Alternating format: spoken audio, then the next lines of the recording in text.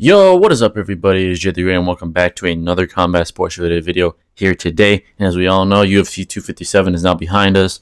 Dustin Poirier was victorious on that night, defeating Conor McGregor, via TKO in the second round.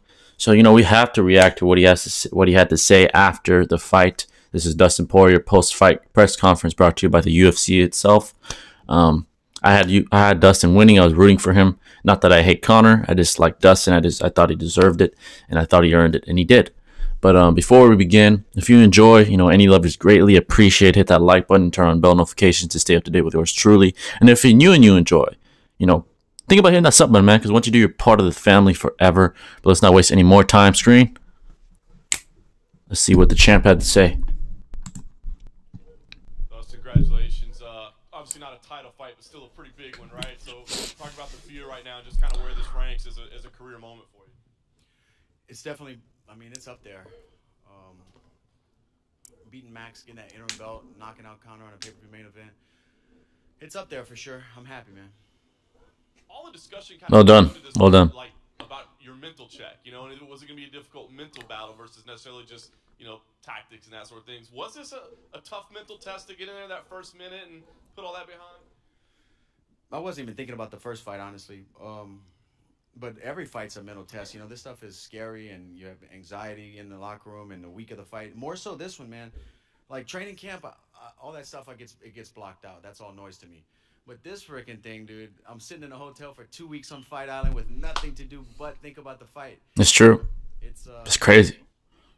But like Conor said, I've got a lot of experience in this game, and it's like you're in solitary, man. Isolated because of COVID. It's crazy. It's crazy. You used the wrestling early, which we thought would probably be a big factor, but ended up getting it done on the feet. So was the game plan to use more wrestling, or did you think you'd be able to just outstrike them? The game plan was to not be heavy on my feet and throw power shots and box early.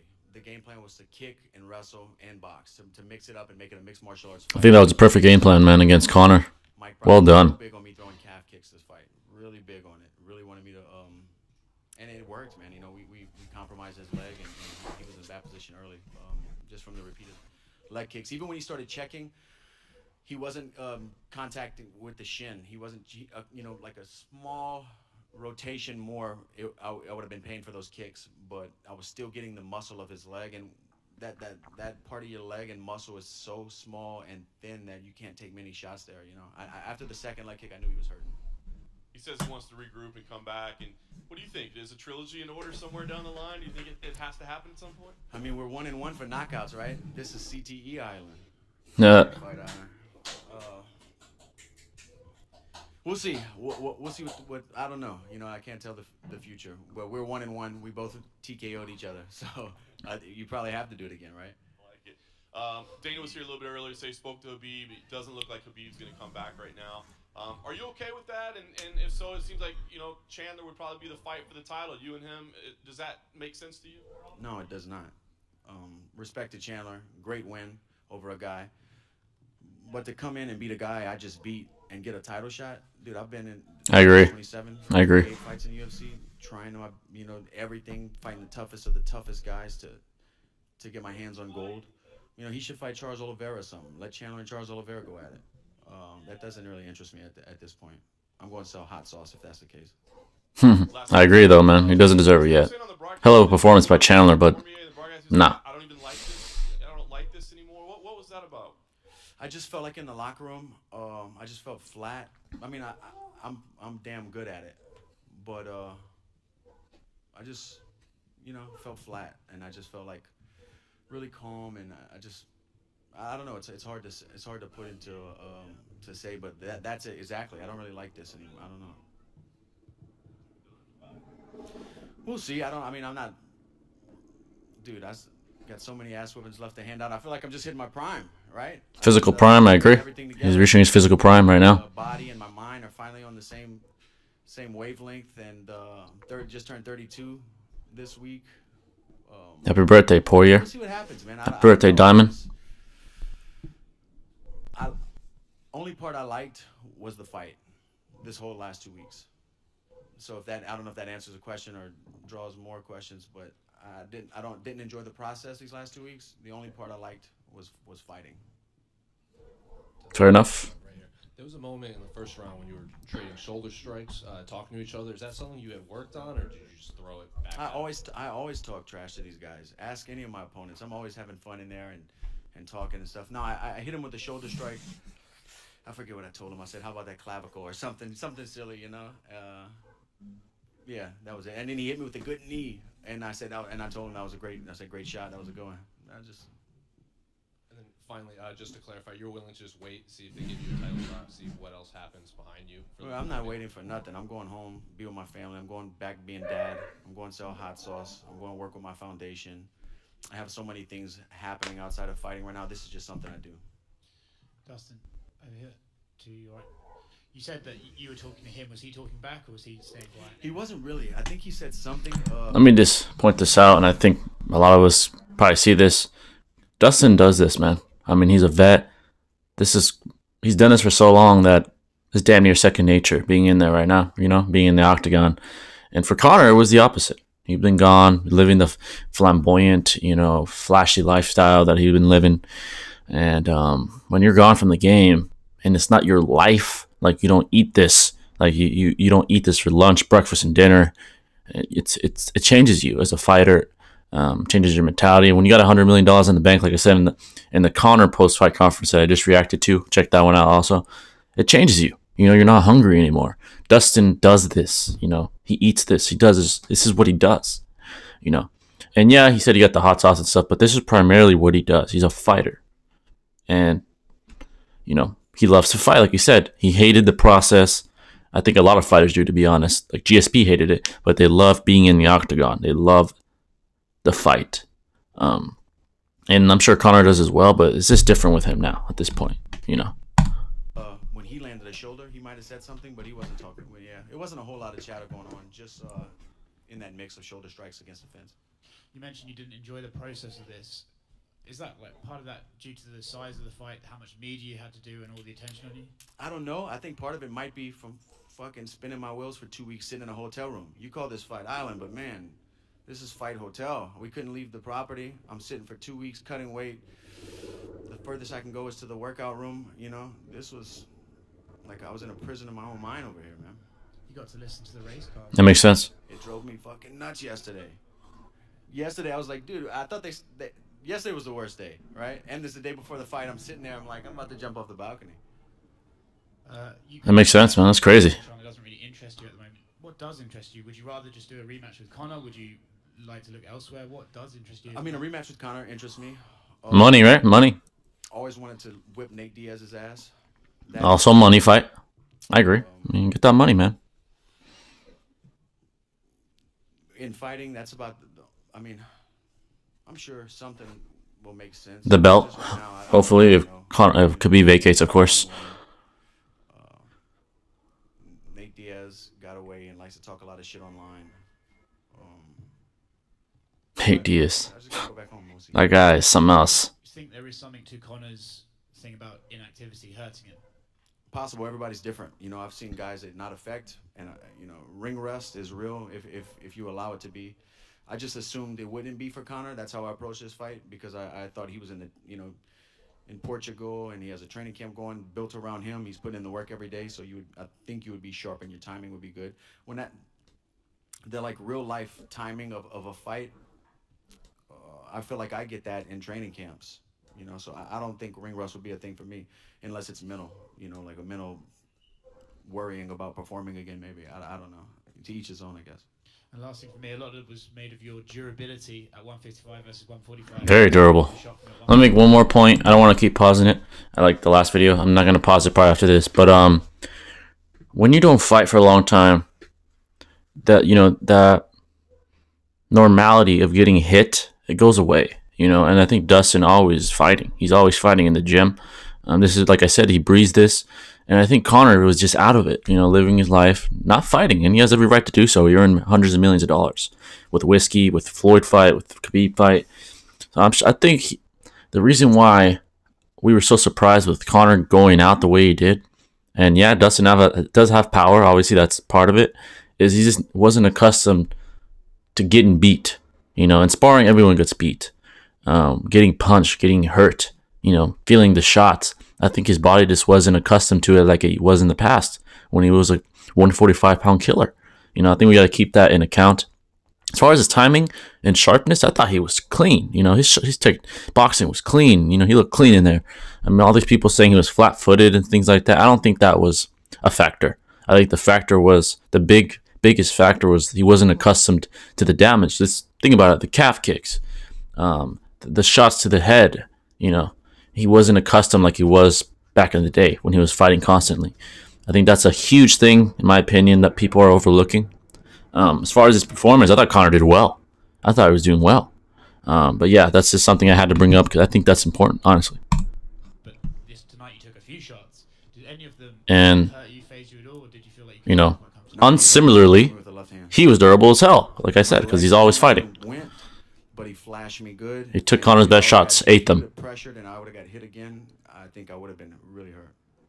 And even he said he still got hurt right now. He just said it. That you won the hearts of the fan when you were going out victorious tonight. Talk us through that feeling, and how did it feel to hear all those chants for Conor while fighting? How did you get through that or overcome them while fighting? It's been I fought one time last year, and there was no fans, so it's been a while since I got booed. It's been a while since I walked out to boo. Now you're always gonna get booed when you're fighting Conor, unless you're Khabib.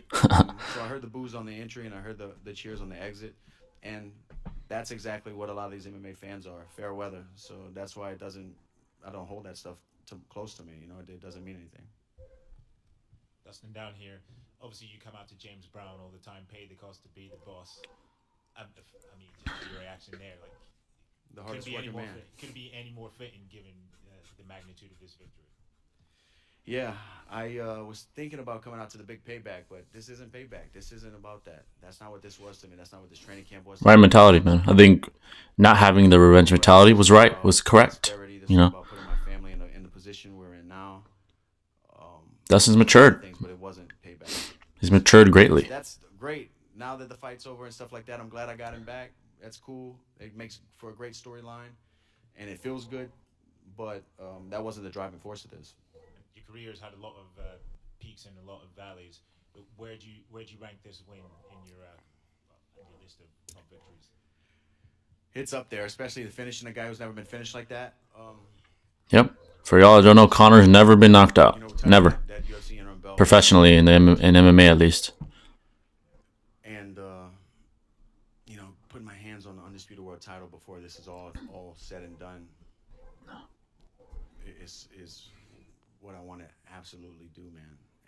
But this is a big win. And I know you're still taking in everything or whatever, but ideally, have you thought about when you'd like to come back? Because obviously you only fought once last year. I don't know what's next, honestly. I got to get home, speak to Dana, speak to the UFC, just see what's making sense, you know. But I can guarantee I won't be fighting Michael Chandler. They can do whatever they want with the division. I don't really care. But if something happens that makes sense, then we'll do it. Thank you, man. Dustin, here, in front of you, right here.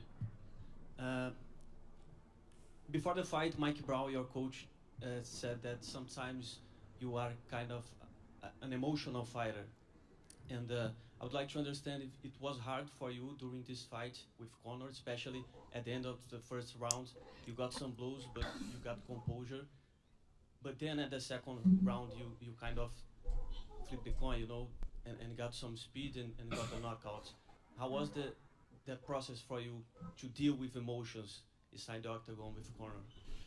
Tonight is one of the best I've ever felt, honestly. I was emotionless. I was an assassin, and I was here to execute. You know, I was locked in, man. Locked in. Well done, well done. I felt nothing. I felt very focused. It was a great feeling. Like I said, I didn't enjoy warming up. I didn't enjoy the week of 2 weeks of sitting in a hotel room. But damn, when I let that dog out and I get in there and I perform, I can scrap, man, and I know I can, and it feels good. But it was no emotion. And you already talking about Chandler, that he doesn't deserve because he just got... Yeah, and you know, it's not even my position to be. I just been putting in work. That's why I'm sitting here feeling like I can talk about it, because I've been in the division, you know, in the UFC for a long time, fighting the best of the best of the best.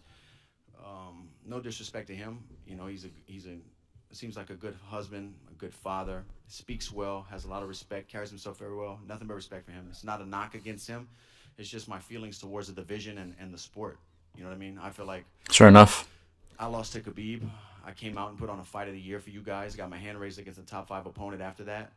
Then I come in here and Khabib doesn't want to come back, and I knock out, you know, one of the biggest fights you can get. I knocked this guy out too. Khabib reiterates he doesn't want to fight anymore. Dude, I'm the champ. You know, Yeah, I agree. Go and fight some, and like I said, respect to Chandler. Fight a new guy to the UFC who just beat a guy who's coming off a loss that I just beat for the belt. You know, that just doesn't. That's not exciting to me. And what would you say about, what would you say about Oliveira, which has I think he has more. You know, because I've been watching that guy for 10 years in the UFC, 2 different weight classes. He's fought the best of the best, you know, over and over again. And he's been knocked down and got up time and time again. He's proven himself, and he's proven what mixed martial arts and what perseverance and what believing in yourself is. I respect that. You know, not that I don't respect Michael Chandler. I just think there's more work for him to do to come in here and beat a guy that I just beat. And last one for me, we are always talking about how different you are 6 years after the first fight. What would you say about Conor? Much different, I'd say. Inside the octagon of the first Conor from this one? I felt you know, that first one was so long ago, but I felt his, man, maybe that's just my growth too. I felt his presence less, like his aura less. I just saw another fighter tonight. I think that first time I was kind of deer in the headlights, you can say. This time I was fighting another man. He was too emotional that first time, for sure. Just like me, and I knew that.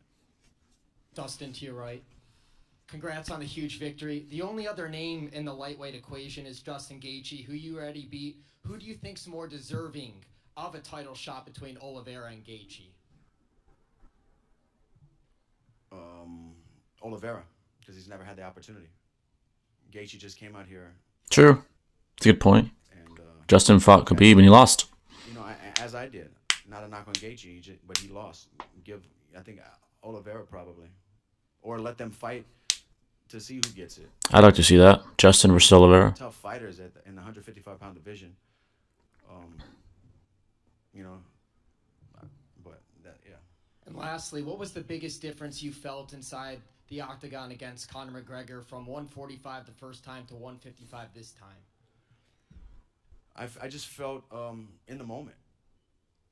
I felt aware, and I felt here. I was in the moment, and you know, ready to take advantage of any opportunity I can get.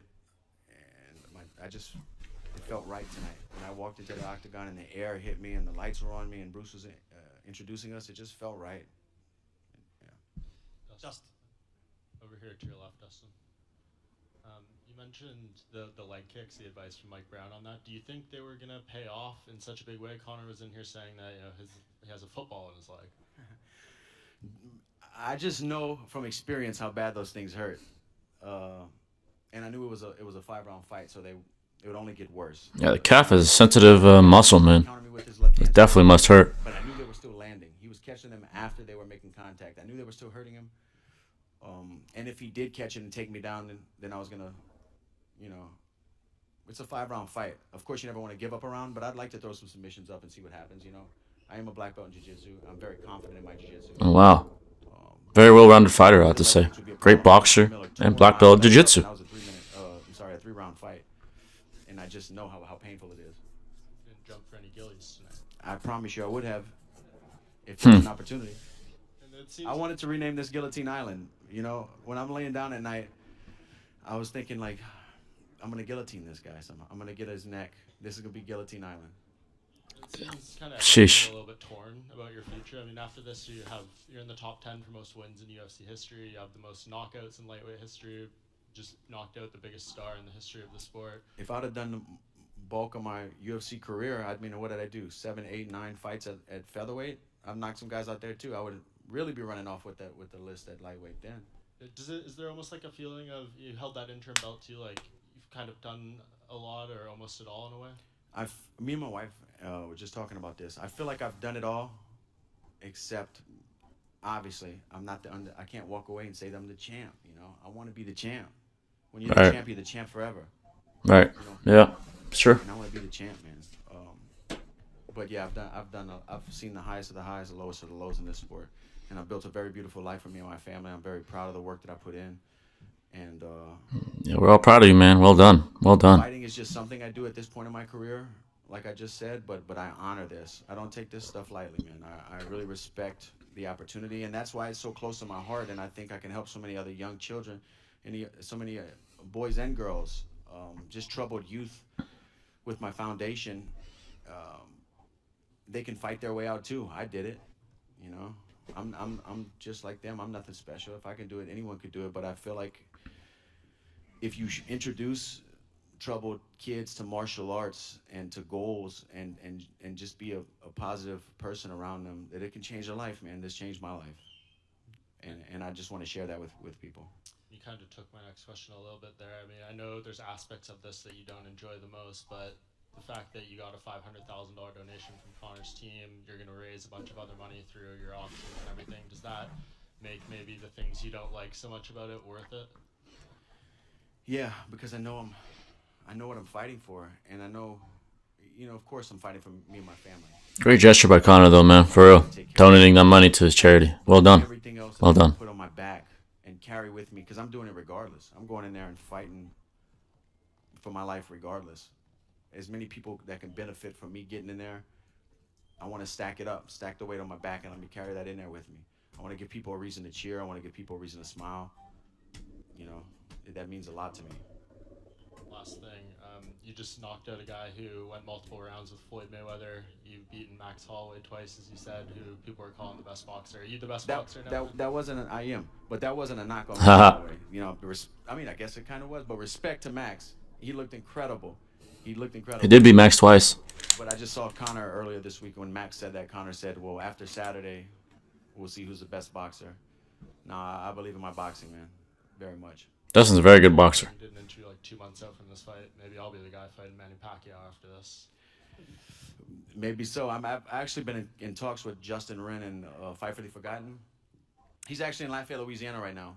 But I just tossed this in there because you said Manny Pacquiao. We bought 40 acres for the Pygmy people after the Khabib fight. We built some water wells. Obviously, that was the big goal. But then we had enough rollover money, so we bought them 40 acres to build housing on. And I just heard that the Manny Pacquiao Foundation, I think, is going to start building the housing on the Good Fight Foundation's land that we bought for them. So, man, you know, fighting in general, combat sports is doing some huge things, man, and I'm very proud to be a part of it. I agree. Well done. Well done. Congrats, man. Dustin, can I ask you about, sorry, over this way. I know it's hard for you to see. Here we go. You talked about going in there with like no emotion and being an assassin in there. Do you think part of Connor's attitude change in those 6 years made any difference? Like, you've been quite open about how mentally he tried to get under your skin the first time, but it's been all totally different this time around. Yeah, I wasn't sure if that was a mental play as well, you know. Could be. Who knows? But I didn't really pay a whole lot of mind to it. Maybe he's just maturing. Maybe he's a father, and maybe he just understands and respects the sport and the competitors. I don't really know, and I don't really care.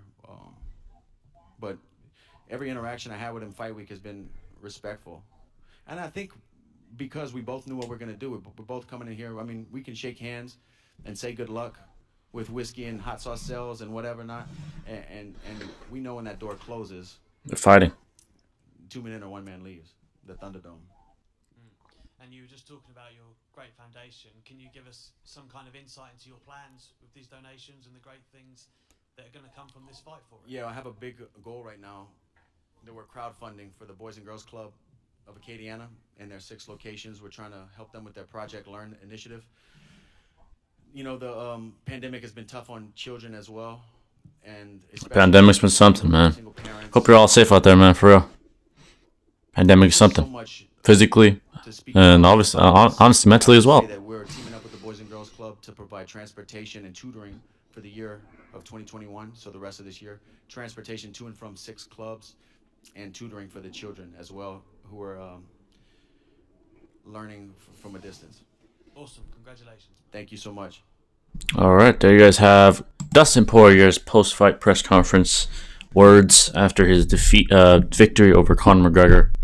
I gotta say, man, Dustin, like I said before, when Khabib's not active, and if he's retired, he's the best lightweight on the planet. You know, the best active lightweight on the planet. And he did what he had to do.